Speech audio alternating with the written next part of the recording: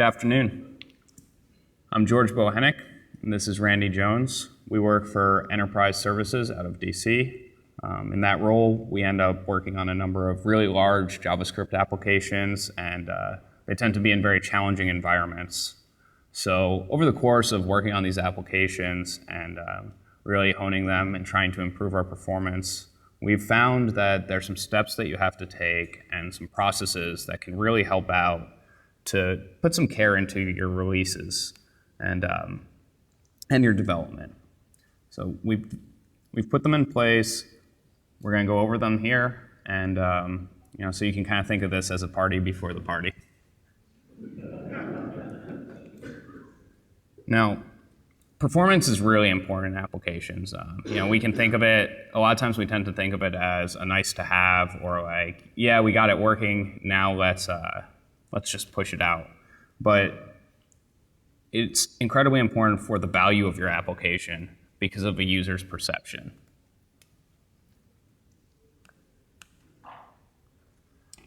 Every slight delay or hiccup in your application is going to cause users to leave. It's going to cause users to stop using your application. I have a link up here. This is a case study that Walmart.com ran on their metrics, and they found that every second they saved on page performance resulted in a 2% increase in their conversion rate. So there's real business value here too. The bottom line is that if your page isn't responsive, easy to use, people aren't going to use it. And as developers, we want people to use our apps. People use our apps, we get to continue working on them, we get to do cooler things with them. So I'm going to go over some of these now. Really simple, easy thing to implement, gzip. If you're not already using gzip on your server, or you don't know if you are, you should start checking to make sure. Every server should really be configured to use it.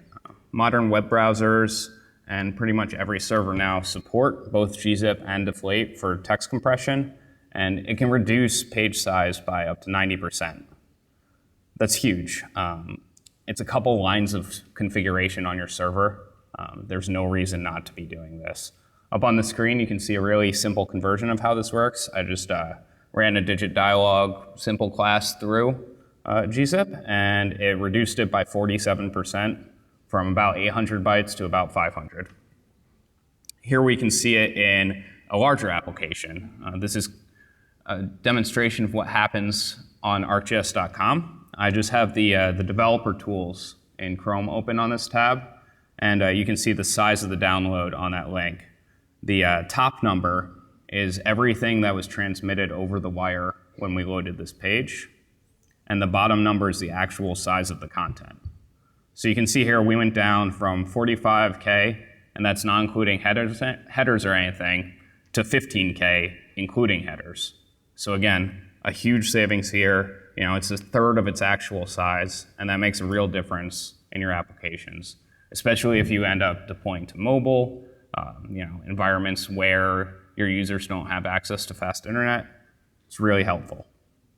Next on our priority list, in a similar vein, is minifying all of your CSS, JavaScript, and HTML. Again, saving that extra white space, making smaller config statements, making long variable names shorter, really make a difference. Another best practice, make your images smaller. If you have an icon that's in a 30 by 30 space on your web page, don't download the full high-res 1440 image. We see this all the time. It's everywhere. We don't want to spend time compressing images or worrying about it. You just do a Google search for your icon. You throw it into your app. You're doing things like that. Then you load a gigabyte of images on your site, and it's too much. So in addition to making the loaded content smarter, we can also load things in a smarter way, and that increases performance inputs. So each individual network call is a hit to performance. The browser can only handle so much. It has to send extra information with each one. So you can take a number of large images and reduce them into a single file known as a sprite. So by putting everything into one file, and controlling the width, height, and position with CSS, you can significantly reduce the number of network calls and the overall size of your files. Once all of our resources are optimized, we can completely keep users from loading them over the network by leveraging browser caching.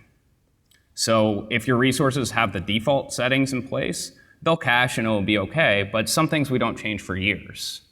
And there's no reason to make your users download that every week when they go to your application.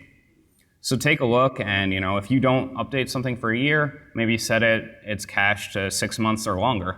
You can still be safe about it, but it's nice to not make users download that again.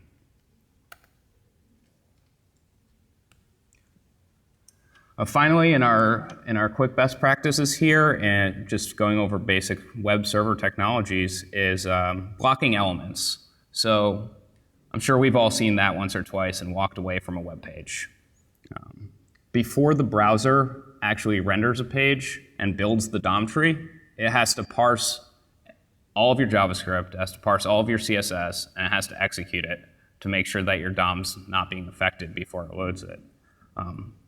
So what can happen is if you're loading any JavaScript that you're not using until later, it really slows down your page, and the users won't see anything. You can usually put in text, you can put in outdated information if you're fetching new information while the users wait.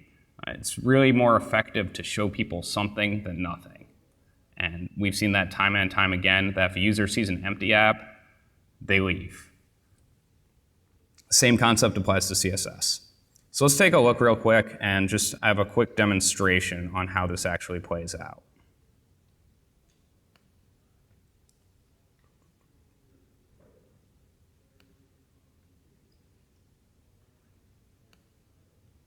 All right, so I have this page here.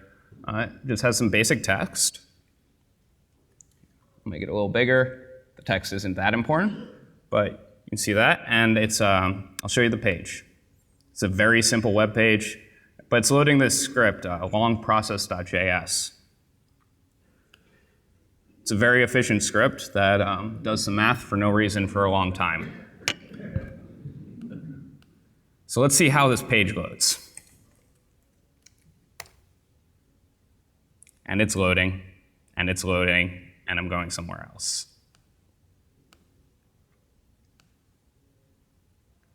We can fix this because none of that information needs to be there before we put that first text by just putting async tag here.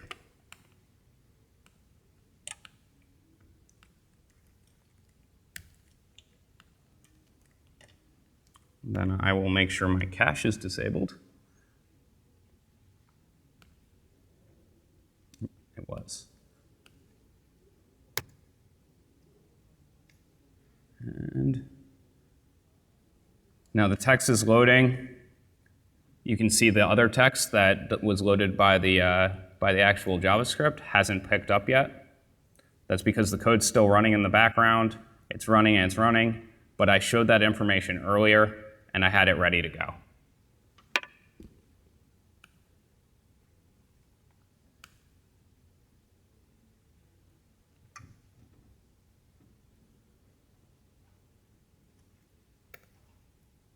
So if you're curious to see where your page stacks up or whether you've missed anything, Google makes these tools, Page Speed Insights and Lighthouse. They're both pretty powerful. They give you a lot of information. You can put a URL into a public site into Page Speed, and it comes back and gives you a bunch of ideas on what you can do to improve performance. It tells you how your app stacks up against other apps that are popular on the web right now, and just kind of different things between mobile and desktop.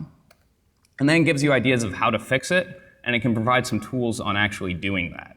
So I ran this, and it came back with a bunch of images that needed to be compressed. This is all lossless compression. The images will look exactly the same. But right here, it's saying we could save almost 400K off the initial load of ArcGIS.com. So these are cool things that you can do, you can check out. It's easy to run. A lot of these edits now have made their way into Chrome developer tools. So this is using the Lighthouse project, which is like, it's like Page Speed Insights, only way more beefed up. So you can run this from Chrome Developer Tools, or you can run this from NPM. They have the scripts you can download. That means you can integrate it into any continuous integration you're doing.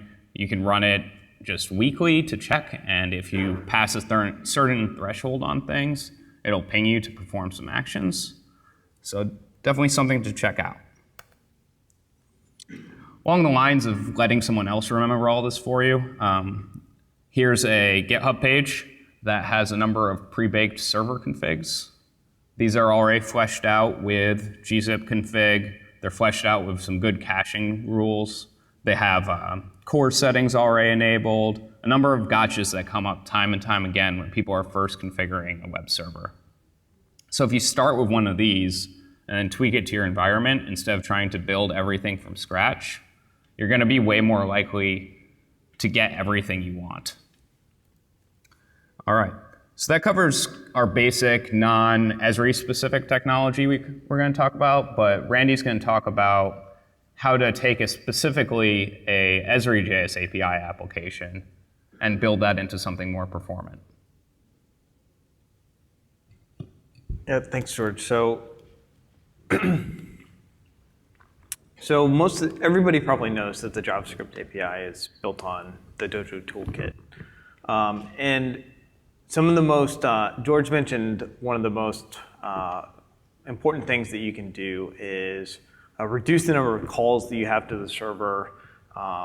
And the Dojo build is one of the best ways for us to take all of our JavaScript code, take our CSS code, and have it all get built together so that we end up with just a few files instead of a lot of files that are going to be downloaded in real time.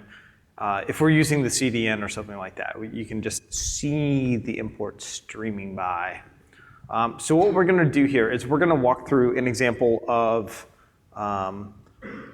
both a custom application and a web app builder.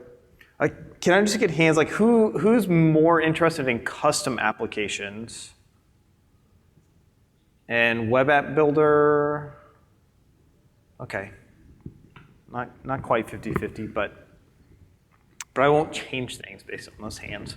So, so the most important thing is we get started down this process of doing a build, using the Dojo toolkit to do this, is to make sure that your project is well organized. The web app builder automatically gives you a structure that you're going to follow. It gives you a widget pattern and all that. And then the sample project that we're going to show today shows a good structure that you can start from on a custom application side of things.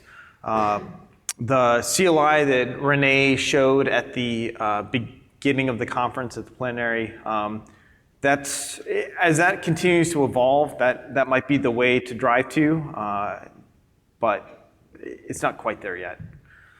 So as we're looking to do this today, we need to have that good organization with our project to run the build. And there's 3 important things that we need to do the build, and we're going to step through those. So the build is run using Node.js, so you're going to have that as a part of your system. And we're going to step you through here how you set this up for a custom application first. And we'll go through a demo of that, and then we'll get into Web App Builder. So as far as the custom application goes, the first thing that we really need, I know that's small, don't worry, we're going to zoom in here, is the Dojo build profile. This is what tells Dojo where everything is within your project and what it needs to bring together. So the important things about this build profile that you might need to change if you're adapting our project into yours is first the base path. So this is the location of where all your JavaScript code is. George and I are very imaginative, and it's always in a JS folder. The next part is this package section down here at the bottom. So this is where you're going to define where all the different packages are going to live You'll notice here, build project is the package that we're using for this sample project that we built that we'll be showing you here in a minute. But then we're defining all the Dojo and Digit, and you look down, there's the Esri and dgrid. So all those packages that are being pulled in are going to be defined there. And so you can use the sample almost straight out of the box if you need to get this going. Now the most important thing here is this layers section. Because this tells the application how many different JavaScript files, essentially, we want it to build. There's a lot of different styles that you can use. The simplest is obviously just to do like one file. But if you're really getting like deep into this performance stuff and you're doing like on-demand loading based on like what users are doing within the application. I think George and I had this crazy article that we read once about how Amazon, as your mouse got close to like one of the menu buttons, like when it was with 100 pixels, they would download the code that was needed for when you click that button. So if you go that crazy, know that you can separate that code out by layer files in this way, by making another layer. So the next thing that we need to do, now that we have a profile file, is we need all those dependencies. So Bower is a great dependency management system for JavaScript. We know that there's Yarn. We know that you can use NPM for it. But quite frankly, we haven't found the added complexities of those two solutions to really be compelling enough for their shininess to outweigh what we're doing right now. I think eventually they'll get there, but we're just like next Dev Summit, the answer might be totally different. But this year, I think Bower is still really the way to go. So as long as you're using a version of the JavaScript API, 3.14 or newer, you can use Bower to pull it in. And that includes the 3x or 4x. You can pull that in, and it will download everything that's needed into your application. So I said back in the beginning, we're using Node, so Node Package Manager. If you're installing Bower, it's really simple. npm install -g Bower. That installs it globally, so now we can run Bower commands from the command line. If I want to install the JavaScript API, the latest here, I'm just going to run a Bower install, and that's going to pull it down and stick it in my project.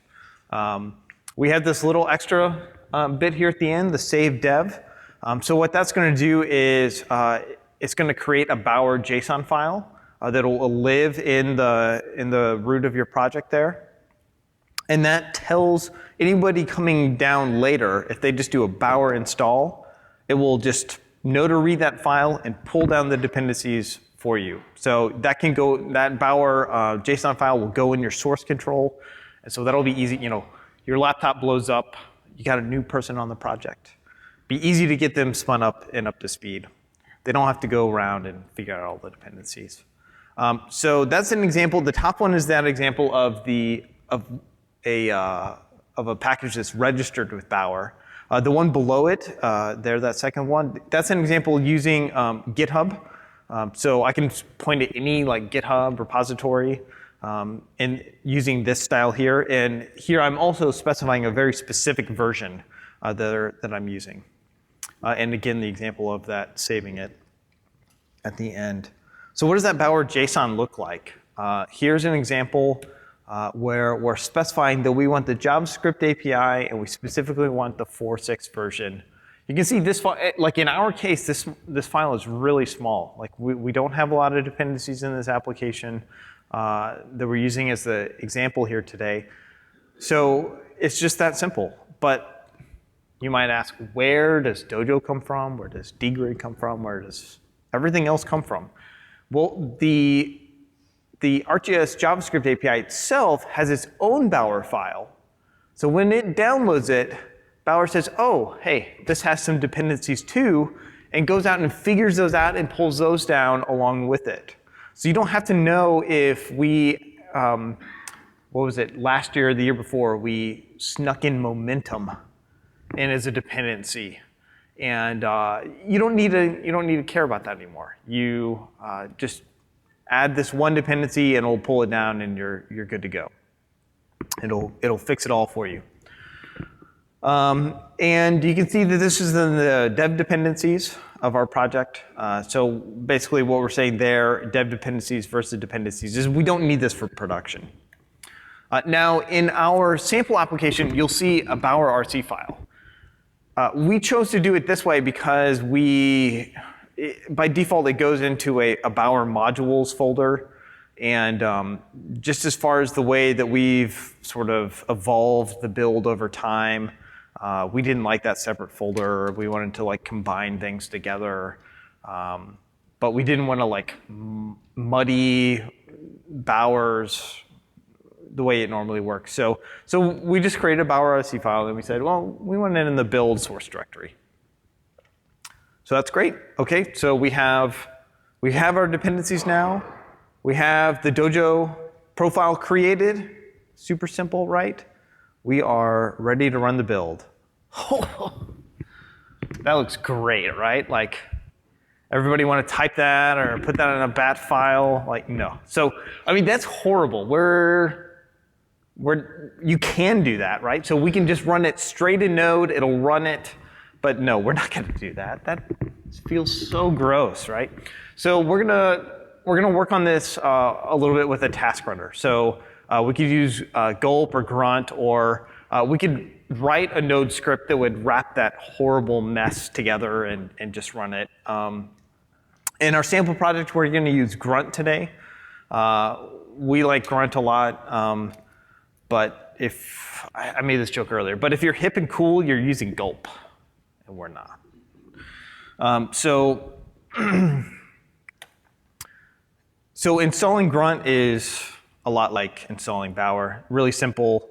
We want to run grunt, just be able to open up the command prompt, hey grunt. So that's where the -g comes in. We're installing the grunt CLI here. And then grunt has a huge ecosystem of plugins to it, tasks that you can run within it. So this is an example of adding a couple of them there. Now, because we're using npm to do this, you may be familiar, we started with what I was calling the Bower JSON file and showed you the dependencies there. Well, npm has a similar concept with the package JSON. So with the save dev here, they'll be added to the package JSON of my project. This is what one looks like. This probably isn't, if you go look at and compare this one to the one from our enterprise test sample and GitHub, they probably don't match anymore. But this is what it was at one time. You can see we're using grunt, and we have a bunch of grunt plugins, Karma for testing in there, the grunt Dojo to help support our Dojo build. And now the great thing about setting this up with Bower and npm in this way for the dependencies that we need as developers within our project is the spin up for somebody is so simple. Like to have a developer join your project or your laptop blows up, whatever. All they do is they clone like your Git repository or Subversion, whatever you're using for source control. And then you just run npm install, Bower install, and they're ready to go. So if you're not using these tools already, I highly encourage you to do so because it will advance and speed your development and speed getting people up to par a lot. So let's look at our sample project here. We'll have this URL also at the end at a summary slide with a lot of our other things.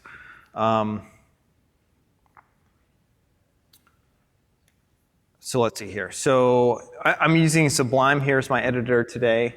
Again, you can tell I'm not hip and cool. So the way that our project is laid out on disk I don't think I can zoom in on this left side. Nope. But OK. So you can see here we have a few different things here on the left side. We have our package JSON down here. We can see that we were looking at. We have our Bower JSON.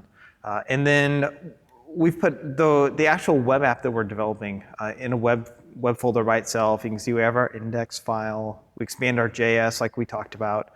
We have our build project. And here's where we start to have our classes. The site manager for us is what we sort of defined as the brains of our particular application. So this is where the majority of the import statements that are happening in and the dependencies that we're pulling into the project.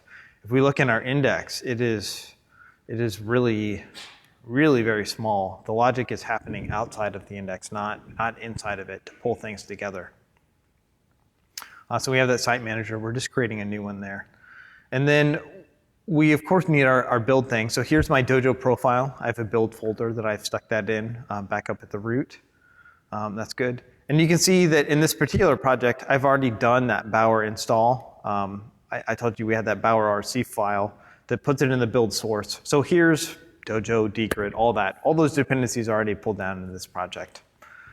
And then we have a few things. So like we talked about the NPM dependencies there. That's where this node modules folder comes in. So these are all the dependencies that came along with our things needed for it. Like we have grunt in here, and here's our grunt Dojo and those things. So so that's the layout of our project there. And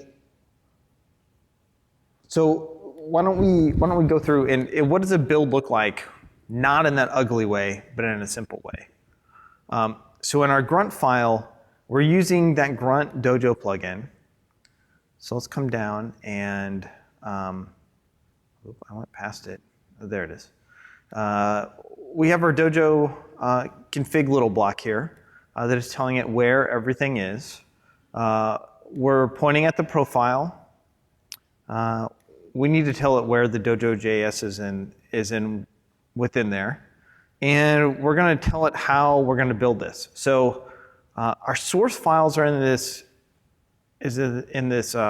build source, and we're going to output them to this build temp directory.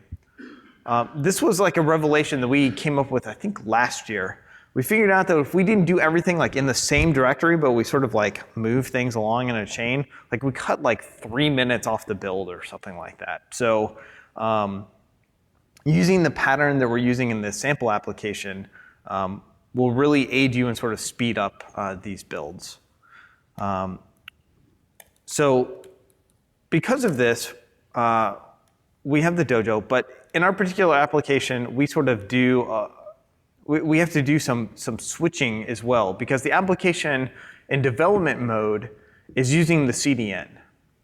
You could make the choice to download everything and all that, but we've just found in our experience, as we're developing, as we're developers, that we don't necessarily want to have all those dependencies as we're getting our project going. So we have this build task down here at the bottom, and it's going to it combines sort of those replaces together with the Dojo build here to do what we need to do. And at the end of it, what our index JSP page, or JSP, what our index HTML looks like is instead of pointing at the CDN, it points at our local Dojo file. Right? That's all of the Esri code, my custom code, all pulled together into that single JavaScript file. Now, additionally, it will pull together any CSS files that might have like import statements and things like that. Like it'll suck all those together into a single CSS file as well, so that you can just include that as a single file as well, and it won't do a bunch of like import calls as you're doing that. Now the Dojo build itself, it's not instantaneous by any means. It usually takes a couple minutes on the projects that we work on. So this is running. And we'll come back to it here in a second. So while that's going, let's start to talk about continuous integration a little bit.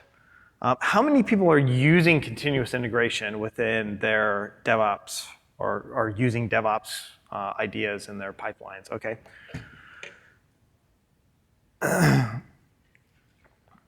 So continuous integration allows us to speed up everything. It allows us to find that somebody isn't passing their tests properly, whether it's linting or whether it's unit tests that we've written. It helps us to automate deployments. It helps us do the build. We can bundle all these things together into a single pipeline. There's lots of different continuous integration software.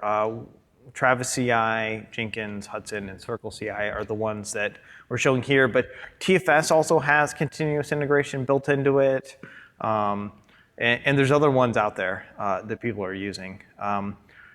The considerations that you're going to have as you choose one versus another is, can it be cloud hosted? Does it have to be on premises?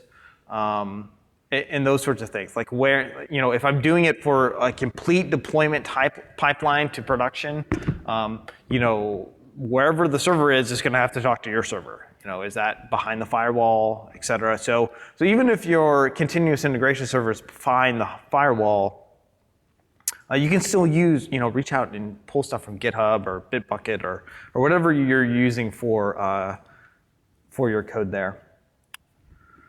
So today, George and I really like Jenkins, and last year we showed using multiple Jenkins jobs for things, and Jenkins pipelines are a really fantastic way for us to move forward and modernize this process even more.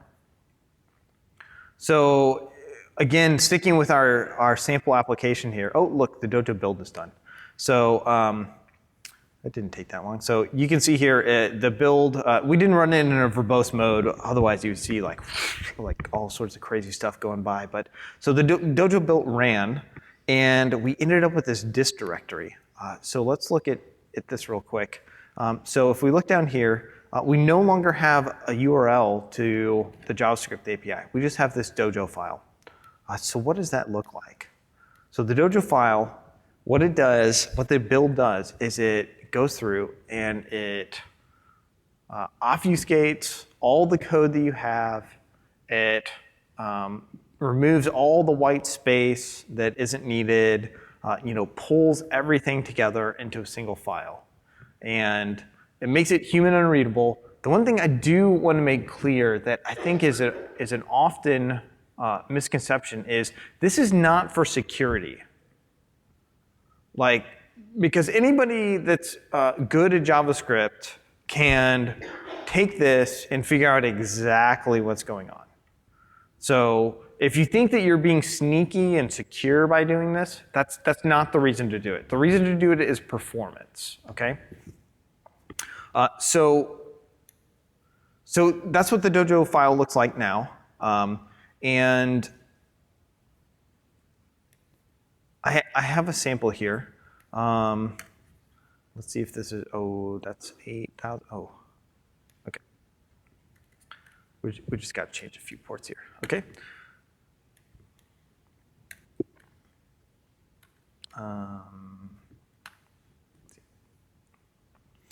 So we have the sample app here. It's probably caching. And let's open up the developer tools here. We'll disable the cache. And let's just let's see what this is doing here at this point.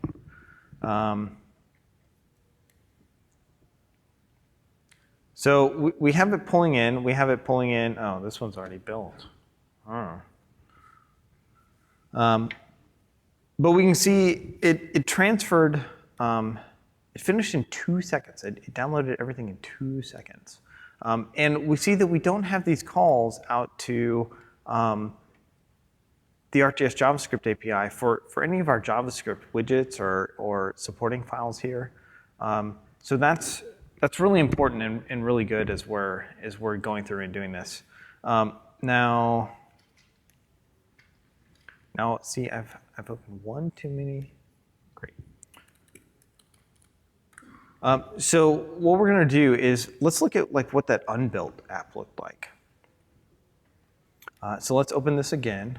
We got the cache disabled. So here we go.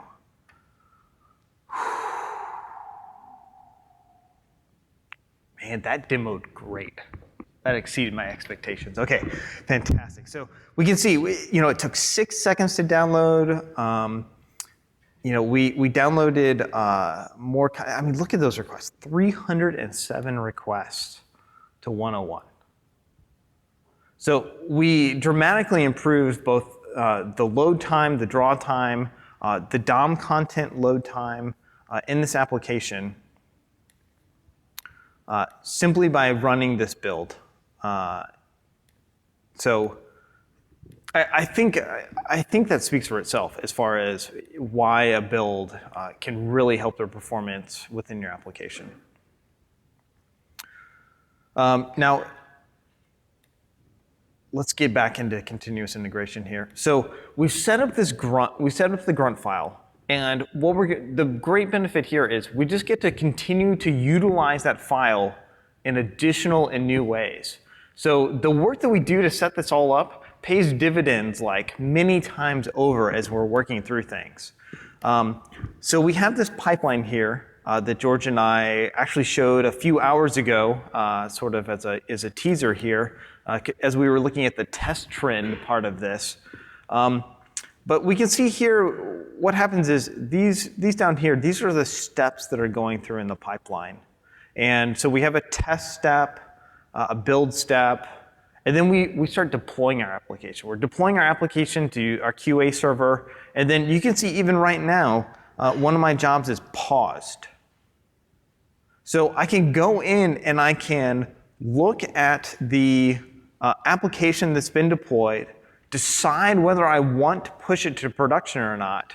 And if I'm satisfied and want to push it there, all I have to do is come in here and click one button, right? And our pipeline can be built in such a way that if we need to do any replacements or anything like that, switching out services or item IDs, like we can build all that into our pipeline with just some simple replaces. So what does the pipeline look like? Jenkins is super easy to install. There's an easy Windows installer, Linux installer. It's good to do, easy to do. So what we have here is this Jenkins pipelines. And you can see here we have these stages, and they match the stages that we saw on the web page itself. And again, if any one of these stages fail, that's where the pipeline ends. And you have to go fix it, and then you can work through the whole thing again.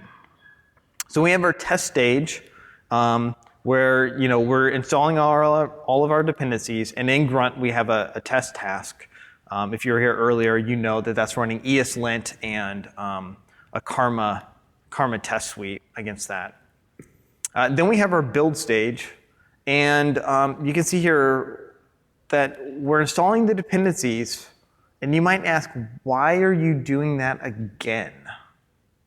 One of the great things about using pipelines in Jenkins versus their old style of jobs is if my IT guy comes in the middle of this running the stage and restarts the server on me in the middle of the night because he's installing patches, with pipelines, Jenkins can come back in and say, oh, with that job that was running, it's on the build stage, and I can just pick up and keep on going with it, because I know that it passed the test stage. So this is and in the past it would be done. So in these long-running jobs where you might take a lot of time to do, or you might have multiple steps, like you might have more deployments than just two. You might have multiple components to yours. You might be deploying ArcGIS server services in addition to the web app.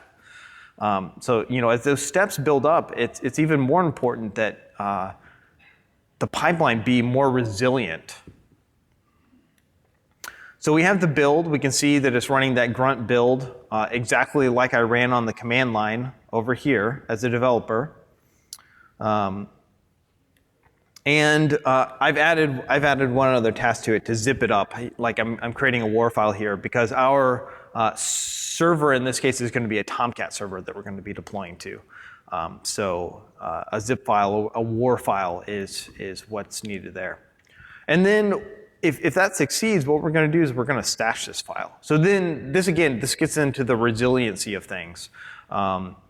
And so whenever the first deploy one hits, it's going to unstash that file. And this could even be on another server within my Jenkins farm. Jenkins has this concept of slaves, and you can have multiple servers out there. So this could even be executing on a different server than what my last step was running on.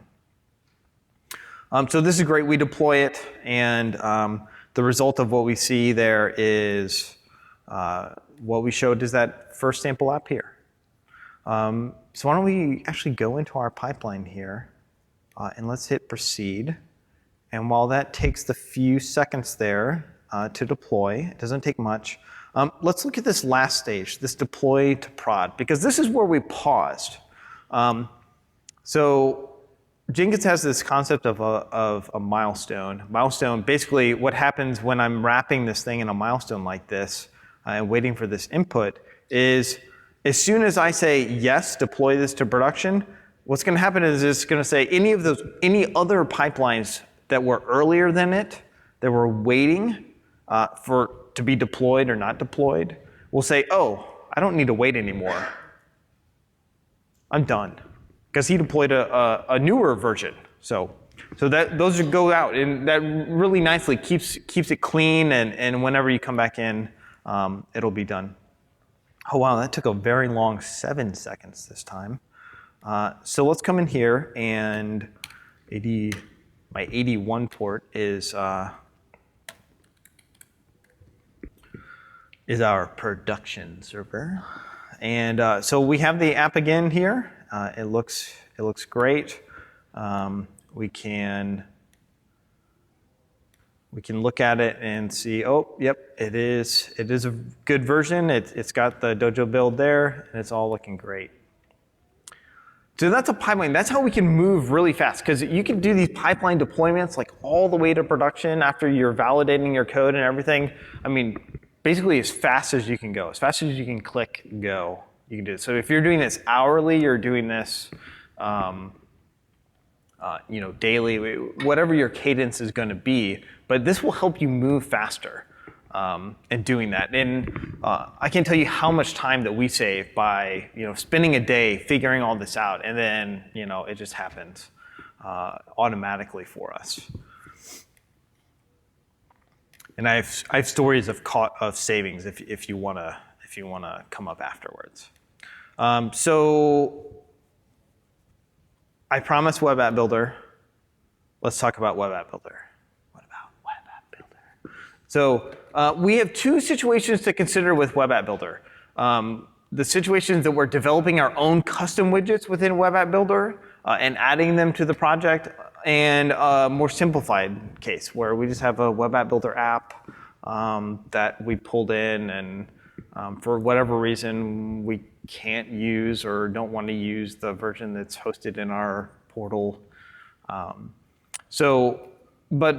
what we're going to walk through is how to deal with it with custom widgets, and pretty much you can just then forget the custom widget part of it, and you're good to go on the other part. So why are we going to show this thing? Well, because we have two things we want to do. We want to be able to add our custom widgets, and we want to keep the upgrade path easy, right? Because it doesn't really do us much good to be using this COTS product if we can't keep up the cadence of their upgrades. We're paying dividends from George's earlier presentation here, where he and Gavin presented on the Yeoman generator that they've made.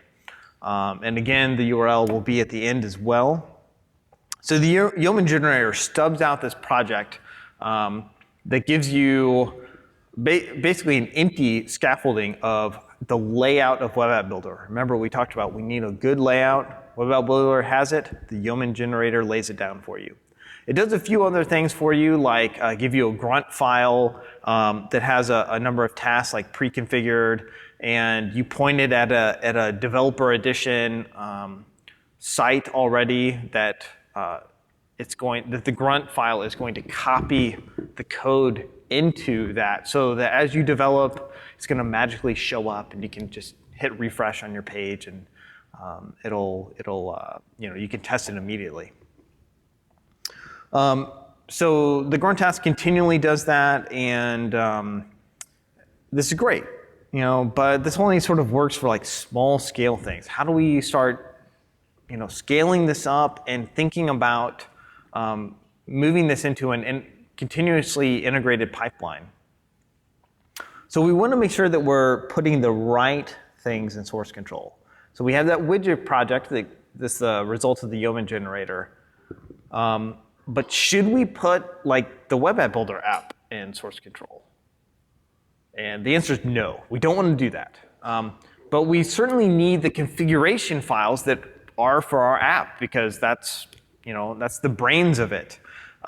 So in the sample Web AppBuilder app that I'm going to show, I've written a grunt task that runs in parallel to what George has written with the Yeoman generator, that copies the config files out of our Web AppBuilder app and into what I'm calling a config project.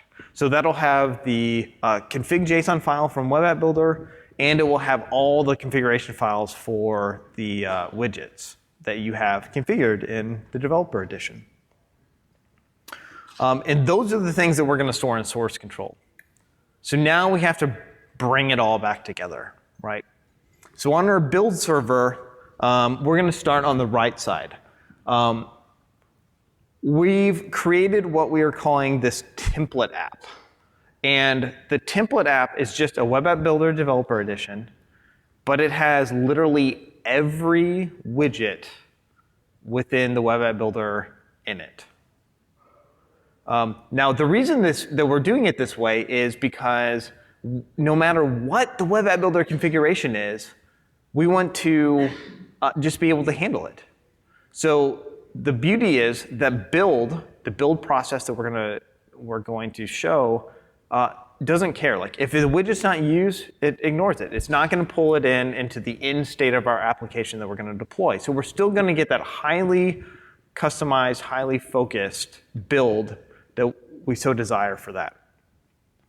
And the other thing that we're going to do is on the config project, we're going to use Git submodules in this case so that we can pull in our widget project, and you could have multiple, into the project as a submodule. So then if anybody clones that repository, they get everything they need to start working with it.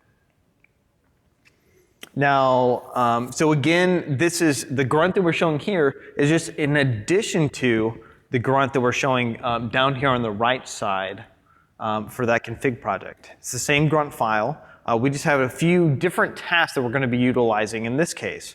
We're going to pull, in the pipeline, we're going to pull all the things together. Actually, we discussed this last night. This isn't grunt at all. So sorry about the slide. We'll make sure the slide gets updated before it goes out. But really all we're using here is replace grunt with the pipeline. We're using the pipeline, and we're using the super fancy Esri WAB build that George has written, which will also be on the resource slides here at the end. So what let's look at this Jenkins pipeline. So what the Jenkins pipeline does is it pulls together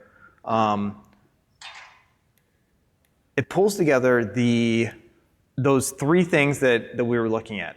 We have the template app that we're pulling in, and you can see we've made this a configurable parameter in our Jenkins job, and I'll show you when we run that, what that looks like. And then we pull together our custom widgets, and then lastly, we apply the custom configuration on top of there.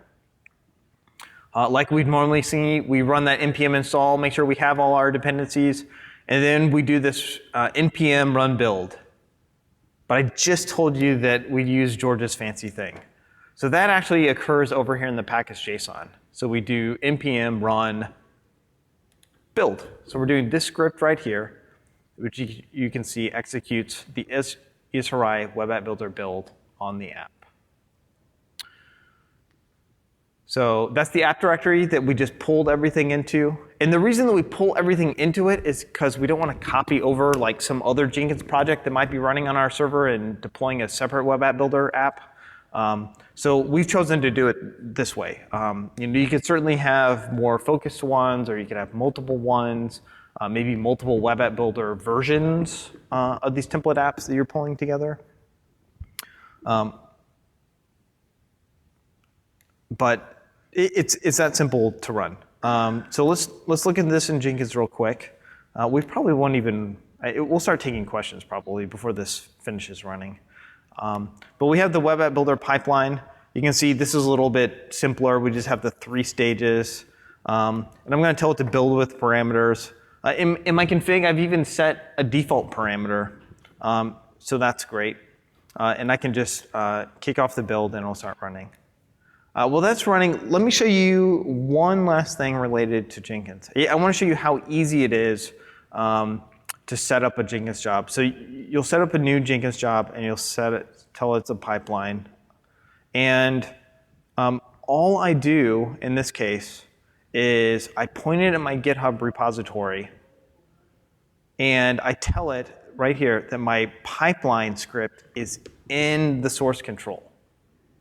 Now this is something that's great, I think, because now since the pipeline file is under source control itself, we get a number of benefits. Anything happens to the server, how easy is it for us to like restore our pipeline? We just spin up a new server, download it, set up the job, point it at the GitHub, and it's ready to go.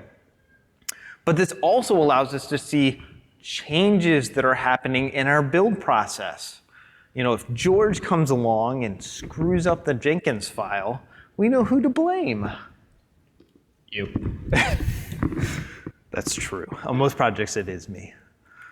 But so we talked about making things more resilient with like the pipeline itself and re-executing things. Well, and this is just another way to make sure that everything is there in such a way that it's easier for new people to come on and new people to do it. You can see a successful build of this takes just over 4 minutes. That calculation is so wrong. Because I deployed to production, it thinks that I have another 11 hours and 37 minutes to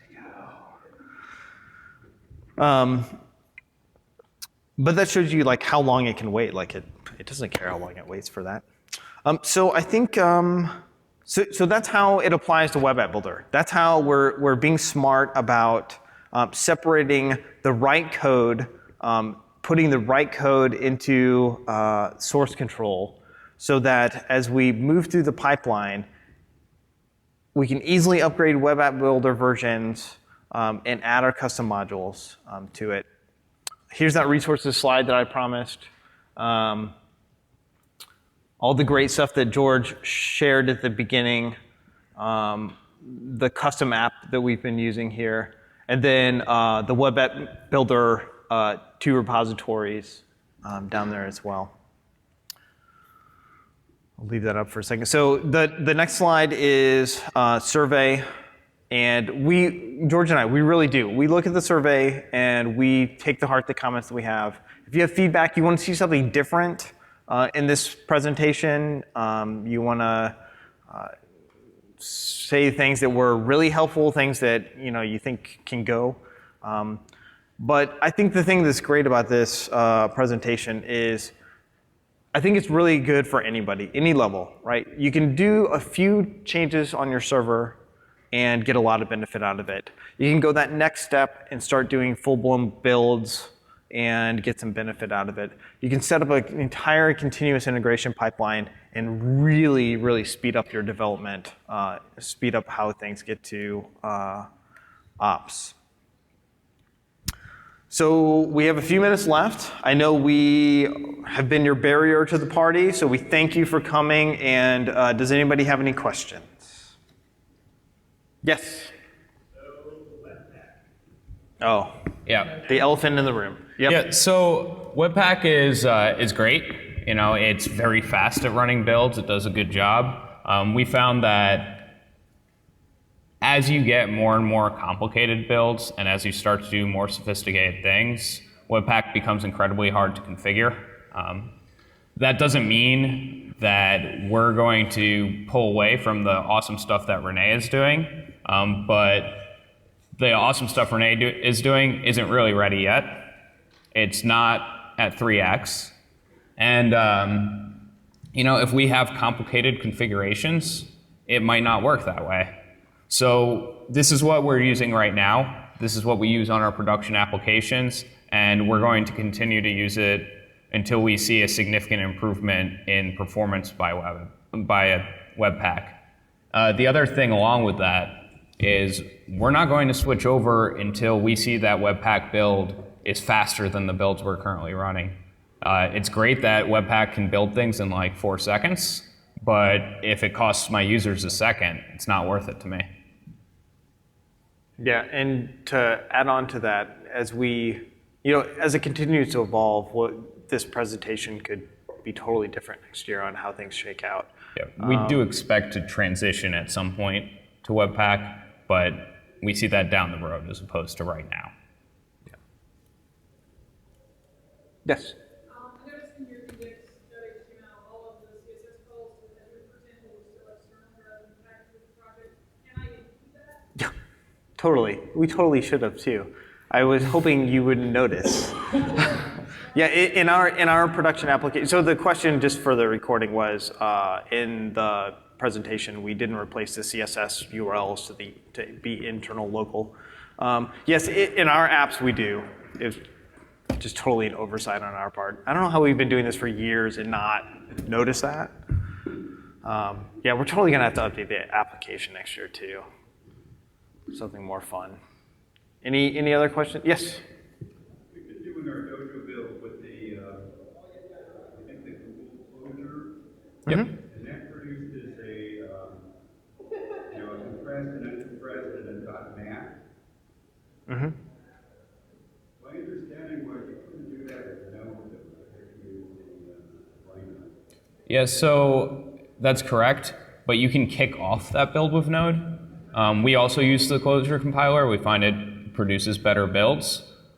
For anyone that's not aware, there are 2 ways you can run the optimizations with the Dojo build. The closure compiler takes a little bit longer and performs some additional optimizations on your code versus the default one, or it might be default now, I'm not sure. It does require to have JRE installed. So you can kick it off with Node, but it's still running in the JVM. Any other questions?